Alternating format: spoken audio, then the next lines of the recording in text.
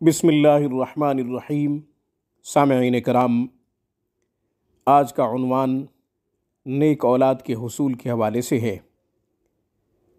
हर शख्स चाहता है कि इसकी औलाद साले हो, बेटा हो या बेटी नेक हो, अच्छे हों, माँ बाप की आंखों की ठंडक बने, परहेज़गारों के इमाम बने, मुल्क व कौम के लिए अच्छे मेमार हों।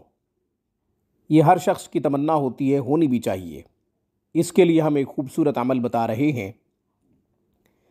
यह अमल कीजिए, इंशाअल्लाह इसकी बरकत से नेक औलाद पैदा होगी। और अगर औलाद पहले है तो इंशाअल्लाह इस वजीफ़ा की बरकत से वो सालेह बनेंगे। मगर बेटी और बेटा या बेटों और बेटियों को सालेह बनाने के लिए जिन असबाब की ज़रूरत है, उन असबाब को भी इख्तियार करना चाहिए।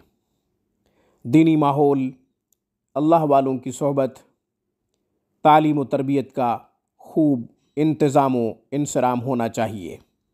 अब वजीफ़ा सुन लीजिए। आसान सा अमल।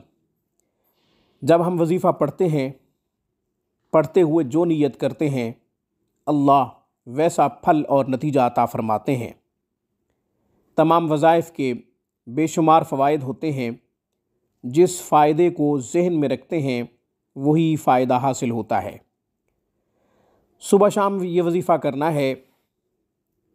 बिस्मिल्लाहिर्रहमानिर्रहीम पढ़ के सूरह इखलास 3 मरतबा पढ़ें, सूरह फलक 3 मरतबा पढ़ें, सूरह नास 3 मरतबा पढ़ें।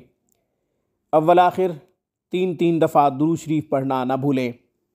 यह अमल पाबंदी से करें, सुबह भी करें, शाम को भी करें। नीयत ये होनी चाहिए कि औलाद नेक हो। और अगर अभी औलाद पैदा नहीं हुई तो इंशाअल्लाह नेक औलाद पैदा होगी। और अगर औलाद है तो ये सालेह बनेंगे अल्लाह के फ़ज़ल व करम से और इस वजीफ़ा की बरकत से। वजीफ़ा को दुआ समझकर पढ़ा कीजिए।